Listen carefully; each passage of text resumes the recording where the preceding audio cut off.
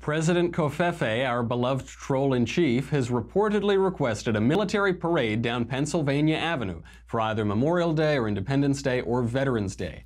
The left and anti-Trump Republicans, historically ignorant, frequently wrong, but never in doubt, insist that honoring our military is unprecedented and will destroy the republic. We will analyze the illustrious history of military parades in the United States and how Trump should stage it. Then, Elisha Krauss and Erielle Davidson join to discuss breaking news. Last night, Fox News released a shocking report on texts between FBI agents Peter Strzok and Lisa Page, showing that James Comey, former FBI director, ordered the two agents to prepare an update on ongoing investigations because, quote, POTUS wants to know everything we're doing, which shows that Barack Obama was lying through his teeth, surprise, surprise, when he said on national television that he did not interfere with the Attorney General or FBI directors about pending investigations. Then, variations on a theme, Trey Gowdy has all but admitted that the source of information passed to Hillary's State Department, to be passed to dossier Arthur Christopher Steele, to be passed to Barack Obama's FBI, was none other than Clinton hatchet man Sid Blumenthal, meaning that the entire Russia collusion investigation circus may have likely been a charade funded, orchestrated, and executed by Clinton cronies to undermine Trump's campaign. Shocking, isn't it?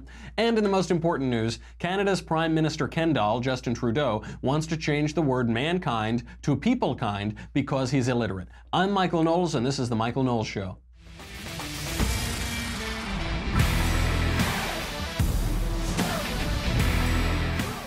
That's a lot. That's a lot to get to. There is so much, and this is very important because everybody is so dead certain they're making these great historical claims and they don't really know anything about what they're talking about. So we'll clear that up a little bit. But first, look, you saw I interviewed yesterday myself from the future, the 200th episode, Michael, and things don't look very good.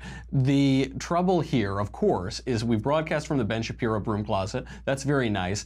They keep promising they're going to send me a paycheck at some point, but we'll see what that happens. The one real nice benefit, though, is sometimes we get wonderful sponsors who will feed me and make sure that I don't become emaciated, and they can feed you too. This is great. We're very happy to welcome a new sponsor today to help keep the lights on maybe a day or two longer, Blue Apron. Blue Apron is the leading meal kit delivery service in the U.S., and while many people know what they do, very often they don't know about the types of meals that you can eat when you cook with Blue Apron. So you think, well, who knows, that some meals that come, it's probably very similar, it's all the same stuff. No way. You get strip steaks with potatoes, spicy maple collard greens, a steakhouse-inspired favorite with a delicious twist, chili-infused maple syrup. With incredible ingredients and chef-designed recipes, Blue Apron lets you see what the power of food can do. And by the way, they're really easy to prepare. If you're like me, you just ask sweet little Elisa to prepare it, and then it comes out very delicious and good. And you can have that power too. Sweet little Elisa is not included though with your Blue Apron subscription. So what do you get? You get convenience and variety. Blue Apron delivers fresh, pre-portioned ingredients and step-by-step recipes right to your door that can be cooked in under 45 minutes. The menu changes every single week based on what's in season and is designed by Blue Apron's in-house culinary team. You are not going to see these recipes repeated. You are signing up for a culinary experience that will keep changing and keep growing. It's got a lot of flexibility. Blue Apron offers 12 new recipes each week. Customers can pick 2, 3, or 4 recipes based on what fits their schedule. Obviously, you got to go for the 4. That's kind of what I recommend. You get the 4, maybe you have 1 at a time, maybe you have 2 at a time, maybe you have 3. I don't know, it depends what kind of night it is. High quality food. Blue Apron sends only non-GMO ingredients and meat with no added hormones. If I were left to my own druthers, I'd probably just eat hormones. I'd probably just be in like the gutter eating hormones out of the garbage. Luckily, Blue Apron clears that up. You get some healthier food and not all of that artificial stuff that's probably not very good for you. This is really good stuff. All of my friends are using it. It is so good. Sweet little Elisa has already planned out what the menus are going to look like on it, because if I turn on the stove, I think probably all of Ventura Boulevard will explode. The call to action here is that you need to go to blueapron.com/Covfefe. Do not just hear about these wonderful recipes. Do not just hear, oh, that sounds nice. Well, Michael can enjoy good food. Don't do it. You have an opportunity here. If you go to blueapron.com/Covfefe, Michael Knowles Show listeners will get $30 off your first order. Check it out. Check out this week's menu. Get $30 off. I'm giving you free food. Don't say I never did anything for you. blueapron.com/Covfefe. What is it, Marshall? blueapron.com/Covfefe. /Covfefe. Blue Apron, a better way to cook. All right, the president is destroying the country. Did you know that? He's destroying the country again. We're all gonna die. And I know you already died from tax reform and deregulation and moving our embassy in Israel to the capital of Israel and appointing an originalist to the Supreme Court and reinstituting the Mexico City policy and pulling out of the Paris Climate Accord. You zombie, you undead drone, wandering through the world, suffering death after death, but relentlessly existing. The new mainstream media hysteria is that President Trump wants to have a military parade. I wish I had pearls on that I could clutch and grab. It's so horrible. Here is Rear Admiral John Kirby, who was the State Department spokesman under Barack Obama, explaining why he hates the parade idea. So, Admiral Kirby, what do you think of the idea of a military parade in Washington? I don't like it, Allison, not at all. This is not about showcasing our military. This is about the president showing off. This is all about his ego. And that's just an inappropriate use of military time and talent and resources. The second thing is this is beneath us as a nation. We are the most powerful military on earth. We're very proud of that, and rightly so. We don't need to be parading our military hardware down Pennsylvania Avenue to show that to anybody. And thirdly, I think it's just a waste of resources. It will cost millions of dollars. That's money that could be put to other better uses, operations, training, not to mention just taking care of our people, spouse education programs, that kind of thing. So I think this is just it's a tremendously bad idea. The trouble with this analysis, Kirby comes out and he says, this isn't what we do in America. It's okay, we like the military, but we don't parade our troops down the streets. We don't need to show other people our tanks or our missiles. It's un-American. It's what people do in other countries and dictatorships. And the military hates it and the country hates it, and we've never seen it before, and it's awful. The trouble with that analysis, and I've heard this repeated ad nauseum all morning, is that it isn't true. I understand people say, it reminds me of Soviet Russia. Oh, it reminds me of the North Korea. Okay, yes, other places have military parades too. The United States has regularly paraded soldiers and tanks and missiles through the streets of the Capitol and other cities for over 150 years. Just a quick history of these. After the Civil War, President Andrew Johnson held a military parade of 145,000 Union soldiers parading down Pennsylvania Avenue. The procession, known as the Grand Review of the Armies, took place over 2 days, May 23rd and 24th, 3 years and 6 days before the first Memorial Day was celebrated. After World War I, the U.S. held military parades in New York, D.C., countless other cities to greet doughboys as they returned from the battlefield. That's what sweet little Lisa calls me, by the way, as a doughboy. I don't think it's for the same reason. General Blackjack Pershing led the parade of thousands of soldiers through the streets of New York on September 10th, 1919, and then he led another parade of thousands of soldiers through the streets of D.C. about a week later. We also had military parades in 1942 and 1946. The 1942 parade in New York lasted for more than 11 hours. It was attended by 2 million people. That parade even featured a gigantic bust of Franklin Roosevelt, of the president. They pulled a gigantic head of FDR down the street in the 1942 parade. And yet we're told to have a little military parade in America today would be awful. It would be Trump becoming a dictator. As far as I can tell, the current preparations don't include a gigantic Trump head on a float, but who knows, things could change. In 1946, a military parade was held in New York to celebrate the Allied victory in World War II. The 1946 parade saw some of the largest self-propelled howitzers in the entire army rolling down the streets of New York, tanks rolling down the streets of New York. In 1953, at President Eisenhower's first inauguration, another event where we're commemorating the inauguration, there were 73 bands, 59 floats, and lots of military assets, including an 85-ton atomic cannon that could fire a shell 20 miles.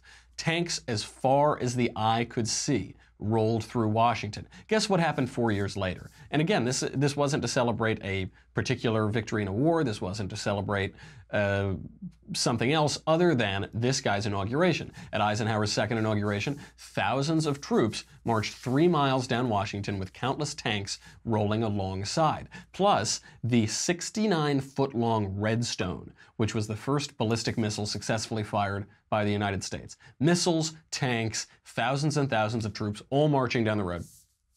4 years later, so we had 53, 57, now in 1961, at JFK's inauguration, dozens of missiles were paraded in front of the world, including the Nike Zeus, which was the first missile that could intercept ballistic missiles. So we're being told now by the left and Trump critics and former Obama administration officials, we don't need to show our military equipment off. We would never do that. It would be such a step backward, so small-minded of the United States if we ever showed off our military equipment. We've been doing it for well over a century. We've been doing it regularly. We did it 53, 57, 61. We did it in 4-year intervals for a while. And that's not just missiles. During the JFK parade, even huge Navy boats were towed down Pennsylvania Avenue with Kennedy aboard, waving to the throngs on boats that specifically resembled the one that he himself commanded in World War II. In more recent history, in 1991, President George H.W. Bush held a massive military parade in Washington. Here's the coverage then. Good evening. Well, already they are saying tonight it was the biggest military celebration in the nation's capital since World War II, as Washington today honored the U.S. servicemen and women who fought in the Gulf War, both those who returned and those who died. 200,000 enthusiastic spectators watched a parade of troops and their weapons, all part of the national victory celebration. Eric Engberg has our report. It was a day for saying thank you to heroes. The president choked back tears several times as he spoke directly to loved ones of those who died. On the wide boulevards just a few blocks from the White House, 8,000 Desert Storm troops were moving out. And once again, it was General Norman Schwarzkopf who set the cadence, leading the way as far as the presidential box, where he spent the rest of the parade as cheerleader and spotter for a clearly delighted George Bush. So much military hardware was moving that at times it appeared Washington was under attack. We're here just to say thank you and to celebrate our victory, but to say thank you to all the men and women who serve in the armed forces. I think that this is a wonderful occasion, but we don't want it to happen again because we don't want war.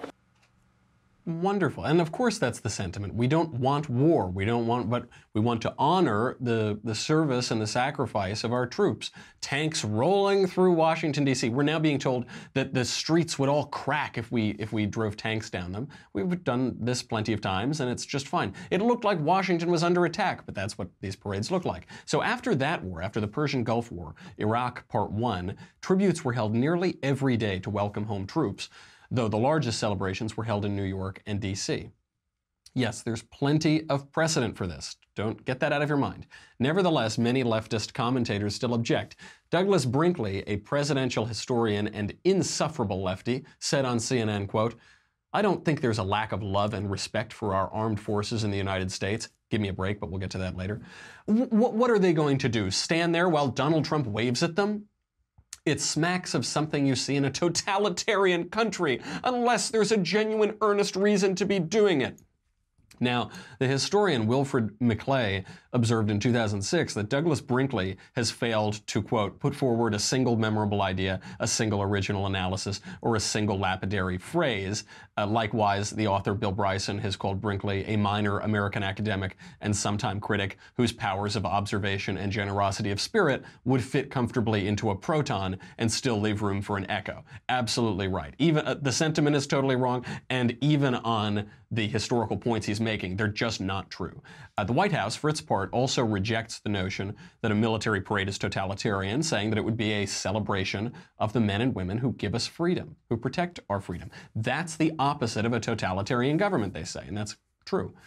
Brinkley says we should only have parades when there's a genuine, earnest reason to be doing it. Sure. Now, by the way, this wasn't always the case in the middle of the century. We had 3 back-to-back, 4 years, 4 years, 4 years, that were not being done earnestly to celebrate some war victory or something, though clearly there was a strategic purpose. It was to frighten our enemies. It was to frighten the Soviet Union, just as today we have enemies that we could reasonably frighten and show off our bigger buttons.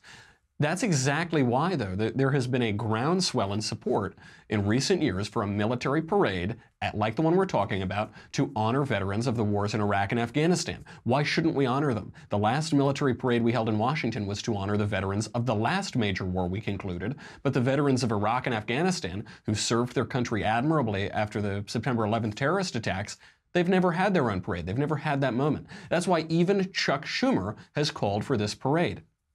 In 2014, Schumer held a press conference, and I know this is shocking because the most dangerous place in the world, as we all know, is not in the Middle East, on the fighting grounds, or in the air or on the sea. It's the space between Chuck Schumer and a television camera. I digress. Schumer held a press conference on Broadway at Bowling Green, right by statues of George Washington, where Washington gave his farewell to the troops, and he said, "With the war in Afghanistan winding down, now is the time to keep with long-standing American tradition and kick off a campaign for the first New York City Welcome Home Parade for troops that served in Iraq and Afghanistan." For the first. That implies multiple parades that he's suggesting. He goes on, "With the completion of the Afghanistan combat mission expected at the end of this year, and with Iraq's official end far behind us, it's time for New York to stake its claim and for the Department of Defense to join in planning this Welcome Home celebration." Then, joining the chorus of calls for a military parade to honor those veterans came none other than New York's Bolshevik mayor Bill de Blasio. Even Bill de Blasio said, quote, "The brave men and women who have selflessly served our nation with courage and skill in Iraq and Afghanistan deserve a recognition for their sacrifice. I stand with Senator Schumer in his call for a parade to honor our veteran heroes, and New York City would be proud to host this important event." I'm glad we all agree. I'm glad you agree, Chuck, and I'm glad you agree, Bill, and I fully expect you to keep your mouth shut while President Trump plans the new one. So what happened? Why no parade? There's a point here. There's no parade because the war in Afghanistan was still basically in full swing. By that time, 75% of U.S. casualties in Afghanistan had occurred under Barack Obama's watch. That was in 2014, 2015. Barack Obama, who insisted on restarting a war that we'd already won because he had to balance out his vocal criticism of the Iraq War, which he recklessly chose to lose because his opposition to Iraq was central to his winning the Democratic nomination over Hillary Clinton. The Defense Department under Barack Obama felt it would not look good to host a parade for military veterans until the war in Afghanistan was completed. The trouble is that our current operations in Afghanistan have increasingly become a stabilizing mission, well, what might be called a war of empire. So they're still fighting, but the fear of pulling U.S. troops out is that the country will then fall into disarray again and provide a safe haven for terrorists who have to go right back in, and we know it was already doing that for the years before September 11th, which is the reason we had to intervene in the first place. So if that's the kind of war that we're engaged in, then there can be no clear moment of victory, no mission accomplished banner. It might look like Korea. We've had troops stationed in Korea to prevent the outbreak of new violence for 61 years.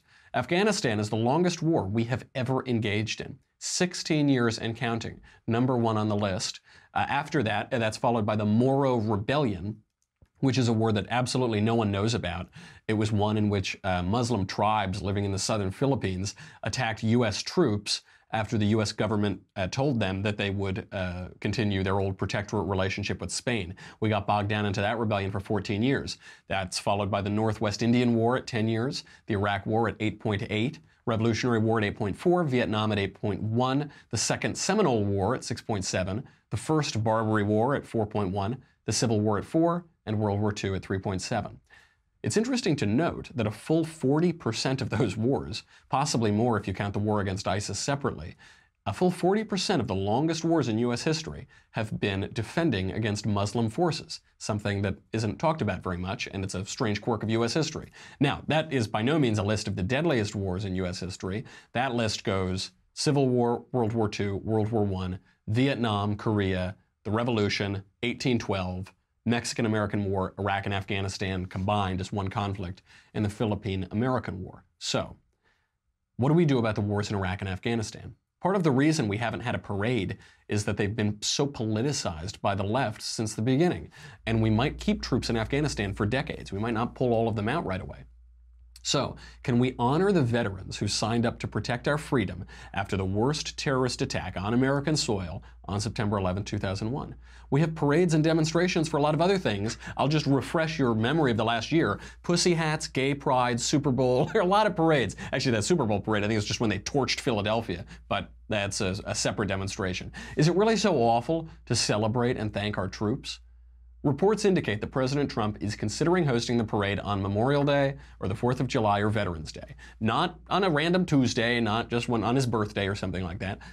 All of the reports say he's got those dates picked out for the parade. Of the three, Veterans Day seems like the best time to me. That's a time when we're already honoring the troops. 4th of July celebrates the founding of our country. Veterans Day seems like the right way to do it. If it's done right, not only will it not be an unprecedented threat to the Republic or whatever they're saying it is, it will be admirable and long overdue. Comfortable Americans have had the privilege of keeping war out of their minds for the most part since 9/11 because of the brave men and women who answered the call of duty and defended our freedom overseas. A parade through the streets of Washington, D.C. to honor them, if done right, could go a long way toward focusing Americans' attention on just what our country has been doing in Iraq and Afghanistan, and to remind us that our freedom doesn't come free, but instead has been purchased at a high cost, that we are so privileged in this country that most of the time we don't even have to notice that cost. And Donald Trump, in suggesting this military parade, which is in well keeping with U.S. tradition, seems to be provoking the left into attacking our military like lunatics. It's a really bad look for them. Donald Trump is very good at putting his adversaries into a corner and making them defend the indefensible, making their true colors shine through. It looks like what's happening here. Fine by me. Seems like a lot of good things are being accomplished in it. Okay, we've got to get to our panel. We have a lovely panel today. It's an all-ladies panel. It's much more beautiful than we usually have. We have Jacob, we pluck him off the sidewalks or something. You got an all-ladies panel today of Erielle Davidson and Elisha Krauss. But first, before we can get to them, I've got to talk about man things. We've got this lady panel. Actually, I guess they make products for women too, but I use this every morning. It is Dollar Shave Club. You hear me talk about it a lot. I use it all the time. It's the best razor I've ever used. And I don't skimp on razors. I get nice razors, and usually as gifts or something, and I never go to the pharmacy. I never try to replace the blades. I don't want to do that. I am a millennial. I do not want to move. I want to move the least amount that I possibly can. I don't want to get ripped off. I want things to be mailed to me and make it easy. Dollar Shave Club does just that. So you hear me talk about my razor. It's the best razor I've ever used. What's really nice too is that Dr. Carver's shave butter. I don't use that crazy shaving, like the puffy stuff you put on your face. I don't use shave gel because I have some self-respect. I'm not gonna put that on my face. But the shave butter is really, really nice. I am never gonna give up my membership. In fact, I'm adding even more DSC products to my daily routine. So Dollar Shave Club makes products for your hair, face, skin, shower, everything you need. And it's all their own original stuff. They use only the finest premium ingredients. They deliver it to you just like they do their razors. No more trips to the store, no more, you're looking for the aisle of, are the razors down this aisle, and you go down the wrong aisle. If you're a man, you start feeling very weird about that, and you look, did anyone see me? I feel icky being here? Don't do that. Come on, save yourself the hassle. I use Dollar Shave Club for almost everything. They have razors, body cleanser, hair gel. They even have, this is a little difficult to talk about on the show, in Europe they're clean. They have this product called a bidet. It's an invention that they use, Americans don't really use. It makes you feel a little fresh at times when you might not be feeling the freshest. Helps you clean places on your body where the sun don't shine. Well, Dollar Shave Club has a lovely wipes to cleanse that derriere of yours, and it has you covered head to toe. So now is a great time to give Dollar Shave Club a try. You get your first month of their best razor along with travel size versions of shave butter, body cleanser, and yes, even that derriere cleanser for just $5. This is basically free. You would be a fool not to do it. Get it right now. It's just the razor is so good. All of the products are really good. After that, replacement cartridges ship for just a few bucks a month. You never have to worry about it. It is the DSC Starter Set. Get yours for just $5 exclusively at dollarshaveclub.com/Covfefe, C-O-V-F-E-F-E. That is dollarshaveclub.com/Covfefe. Marshall, what is it? dollarshaveclub.com/Covfefe. dollarshaveclub.com/Covfefe. That's what it is. All right, let's get to this panel. Oh, God, Marshall, you monster. Are you kidding me? I have to sign off. We didn't even get to talk about the parades. You are a sick sadist. That is so awful. Well, don't blame me, guys. Blame Marshall. We have got to say goodbye to Facebook and YouTube. I think I already said goodbye to YouTube when they started censoring all of my videos a few weeks ago and cutting off our live streams. That's a separate point. At this point, by the way, basically all of my episodes are being censored on YouTube. I did that interview with Father Mike Schmitz the other day about what is marriage and all that. Apparently, suggesting that the definition of marriage from the dawn of time until about 5.5 minutes ago, suggesting that that might not have been totally mistaken, that is enough to get you censored on YouTube. And that they're killing us on this, so I guess I'm probably not seeing you on YouTube. I'm probably seeing you on Facebook. If you're there, go to dailywire.com right now. What will you get? Well, it's $10 a month. $100 for an annual membership. Get the annual membership, you'll see why. You get me, The Andrew Klavan Show, The Ben Shapiro Show, no ads on the website, the conversation coming up with me, coming up around Valentine's Day, baby. Elisha's going to be hosting it. I'm going to give you all my love advice. The love doctor will be in the house, and I can promise you it will give you either romantic bliss or have you shunned and thrown out a window or something. So you get all that, but who cares? What you really get is this. Once those tanks start rolling, once those tanks are rolling down Pennsylvania Avenue, I hope they can float, because there are going to be so many leftist tears pouring out throughout our nation's capital. You need this leftist tears tumbler. We better send a lot of these down to Washington, D.C., or else we could have a national disaster on our hands. The leftist tears tumbler, the only vessel that is FDA, NSA, FBI, IMF approved to store your radioactive leftist tears, always salty and delicious, whether they be hot or cold. Go to dailywire.com right now. We'll be right back.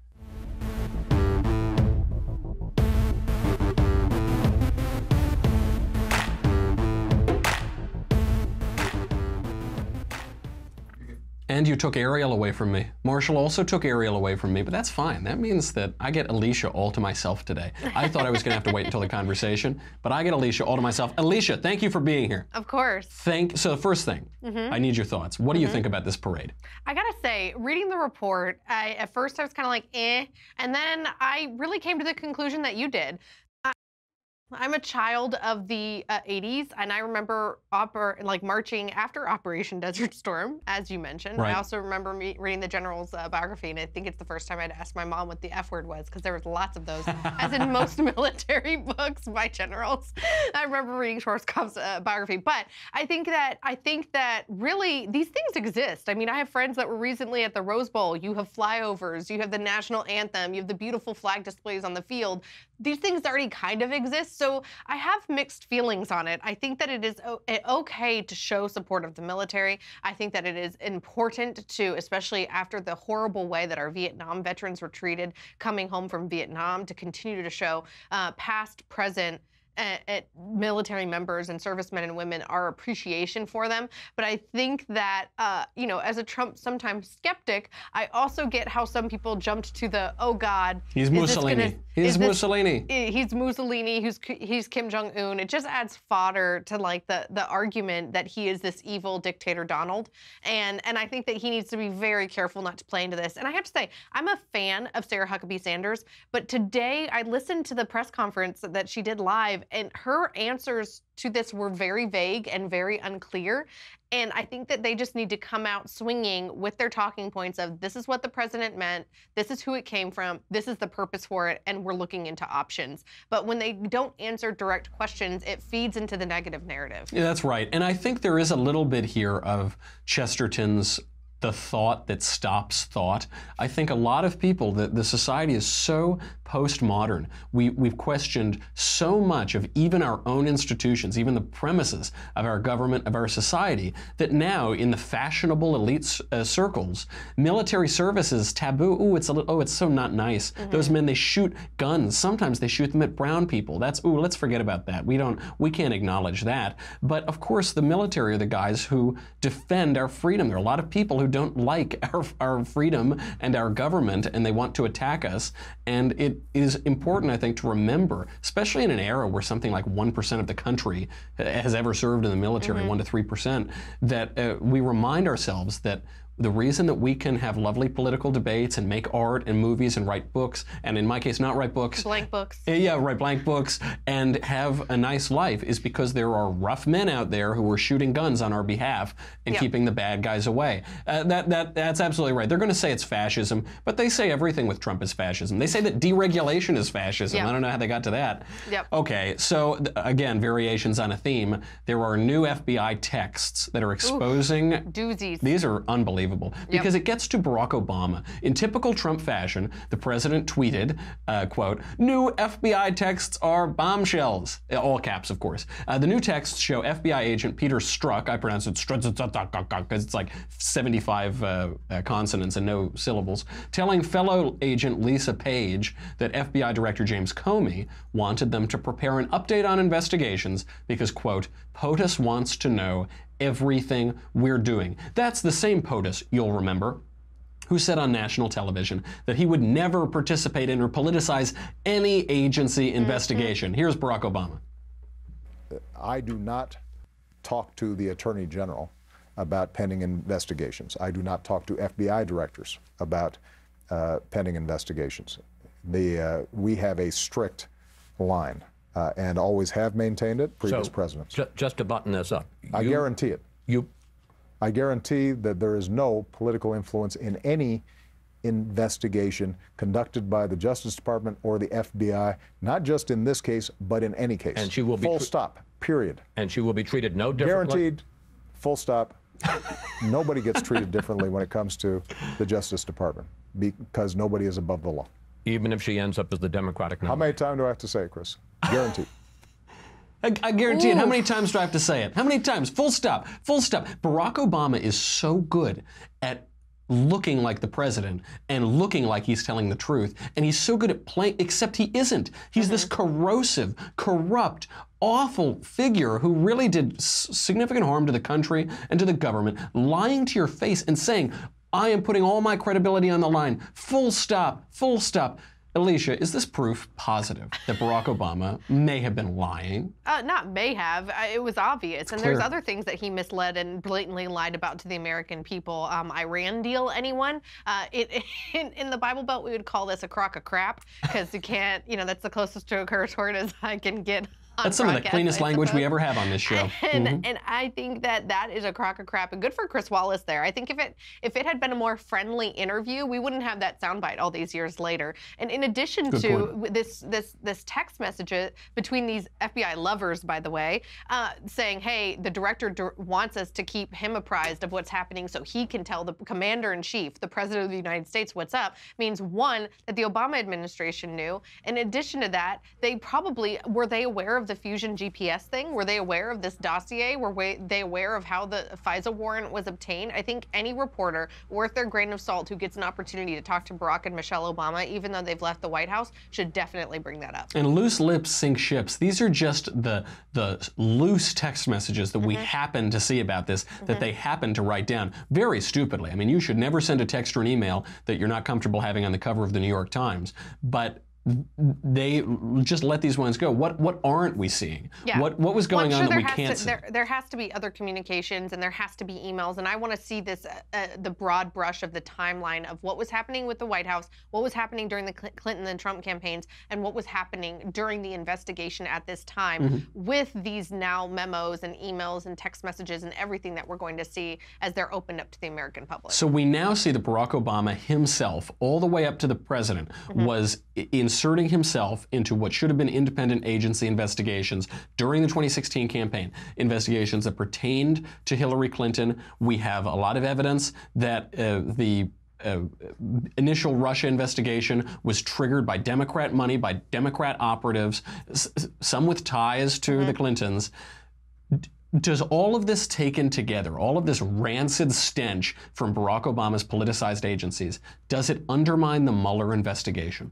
I think, unfortunately, it does. And I think that, obviously, and I think that the United States should take very seriously, and I think that Trump shouldn't take it so personally that there's this investigation into Russia's meddling. And they're two separate things. It's did Russia meddle in the investigation, in the election? Probably, but that doesn't mean that they necessarily meddled in it for the purpose of Trump winning. They just did it because they spy on everybody and everything. And they've been under doing the it sun. forever. The Russians have been screwing us for a long time. And that is a very serious problem that our securities and our departments and all of the bureaucracy of government should make sure, people cannot meddle in our elections.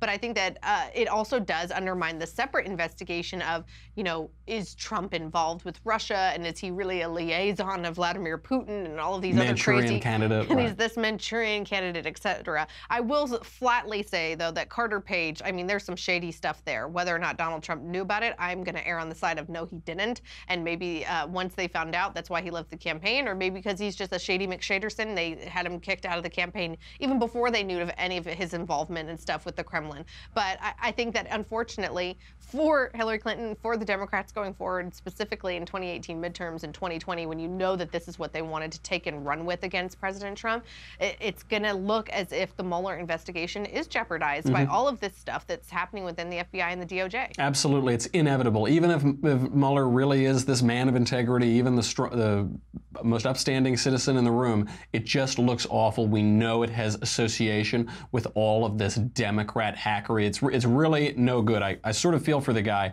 but they have to wrap this up. It's just, and who knows? Some people are saying Donald Trump has to release everything. He doesn't have to release everything. He should absolutely not release everything. He should hold all of his leverage as long as he can, drip, drip, drip, and let Hillary Clinton and Barack Obama sweat. And on that point, Trey Gowdy has now all but admitted that the source of information passed to Hillary's State Department, to be passed to dossier author Christopher Steele, to be passed back to Barack Obama's FBI was Clinton hatchet man Sid Blumenthal.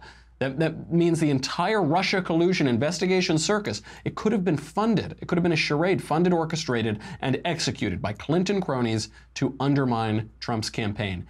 Elisha, if Gowdy's suggestion is true, does the FBI investigation into Trump, Russia, collusion, blah, blah, blah, do any of these have credibility? Do some of them have credibility, but not all of them? How do we parse this? It's so confusing that my head is in this every day, and sometimes I need to think, okay, wait, no, we're talking about this one, we're not talking about this one. Oh gosh, all the names, all of the details, all of the warrants, all of the drama, even all of the congressmen involved at this point. You have Trey Gowdy that's come out and said this, but then you also have Nunes that wrote the GOP, memo about this memo gate of what was said and how the dossier was used to obtain the FISA warrant, et cetera. And let's just say, when it comes to congressmen, I think that I'm really inclined to believe a Trey Gowdy over a Devin Nunes. I think that Gowdy has a history of a prosecutor. He is very good when it comes to Q&A. He's shown that over and over again. I'm so sad he's not running for re-election. And so when Gowdy implies that Sidney Blumenthal, who is known, as you mentioned, to be Hillary Clinton's hatchet man, even after, by the way, the Obama administration and President Obama specifically told her when she was at the Department of State that they didn't want her working with good old Sid, she went around the Obama administration's back and kept doing it. Of course I believe this to be true, mainly because it's coming from Trey Gowdy, but also because it totally fits into the timeline and the narrative and the personality traits of the Clintons. Yep. Do you think people will go to jail for this, or are they just all going to get off clean like the Clintons always seem to do? I think the latter, unfortunately. It seems as if anybody with the name and money, whether it's in politics or Hollywood, tends to get away with things that you and I never could or would. That is true. Sad. Sad. To quote a great man, finally, the most important story of the day. Canada's Ken doll Prime Minister Justin Trudeau. Oh, Lord. He now wants to change the word mankind to peoplekind to make it less sexist. Here is Prime Minister Ken doll. Maternal love is the love that's going to change the future of mankind. So we'd like you to look we like to say people kind, not necessarily mankind. So just to clarify for Prime Minister Ken doll and anyone in the audience who has never looked at an Oxford English dictionary, the word man can be gender neutral. It is a gender neutral word. In the Bible, it is clearly written, in the beginning, God created man, both male and female. He created them. Created man, both male and female. How dare you use the Bible, Michael? I know. That archaic, patriotic, a book written by a big Jewish man in the sky. Outrageous, outrageous. How dare you? But by the way, because I'm such a political nerd, if I ever, which I never will, sorry, Mom, I never will run for office, I would want and be representative on the federal level, I would want to be called Congressman Krauss, because turns out, like for that very reason that you mentioned, man can be male or female, and in Robert's Rules of Order, it's supposed to be the man. This Congresswoman stuff is crap every single time I see it. This is the most sensible thing that's been said on my show all day, maybe all year. That this is it's so elementary, except we don't study anything. Nobody studies grammar or language or anything that was written more than 3 seconds ago and not texted. Is political correctness making us all stupider? Is this a failure of education, and how do you fix it? Of course it's a failure of education. I mean, I just mentioned Robert's Rules of Order, and as educated and awesome as the majority of your audience is, I guarantee you they haven't read it. Oh, my guy, of course only because all of my audience lives in the 19th century and puffs on pipes and cigars. You are right. Most people have no idea what Robert's Rules of Order is. Yeah. They don't understand how the 3 branches of government work, hence the reason everybody freaked out after, Donald Trump actually became president. They don't understand the importance of those branches, of states' rights, of the basics, principles of the Constitution, or, basic grammar, which, listen, I am no grammar queen. I'm awful at it. Ben often subtweets me and corrects my grammar within my 140 or 280 character tweets. That's fine. I get it. Hashtag homeschooled. But there are basic things that have not been taught in our schools for generations. And now it's going to continue to get worse because they're more worried about saying Z versus he, so they don't offend less than 1% of the student body. It is also a crime in some ways. It's an epidemic that's growing because more people are writing more frequently. Now we're all texting constantly rather than writing a letter or 2 per day or dictating or something. So it's just infecting all of the culture, this terrible grammar and writing and abusive language, which is political correctness. It's an abusive language. My question with Trudeau, I've often said that if Trudeau did not exist, we would have to invent him. Is Justin Trudeau, Prime Minister Kendall, is he trolling us?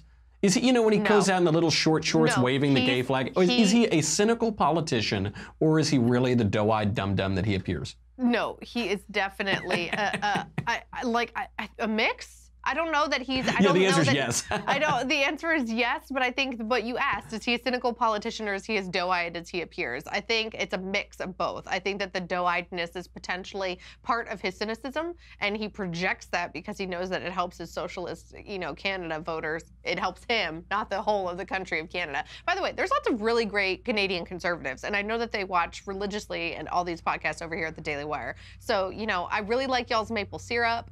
That's true. The greatest living stand-up comedian, Norm Macdonald, is very Canadian. There you go. There's lots of amazing comics, but please keep Trudeau.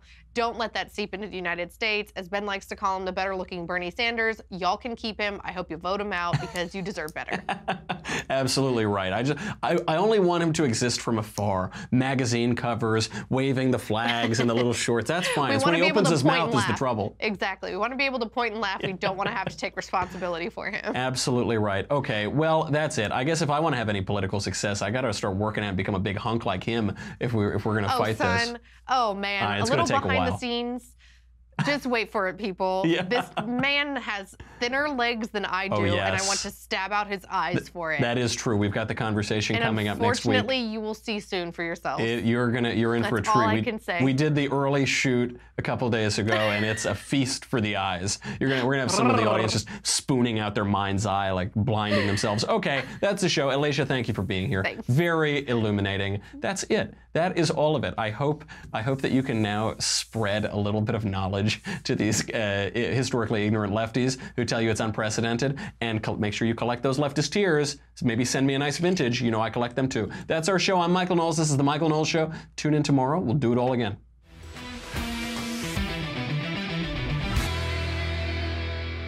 The Michael Knowles Show is produced by Marshall Benson, executive producer Jeremy Boring, senior producer Jonathan Hay, supervising producer Mathis Glover. Our technical producer is Austin Stevens, edited by Alex Zingaro. Audio is mixed by Mike Coromina. Hair and makeup is by Jesua Overa. The Michael Knowles Show is a Daily Wire Forward Publishing production. Copyright Forward Publishing 2018.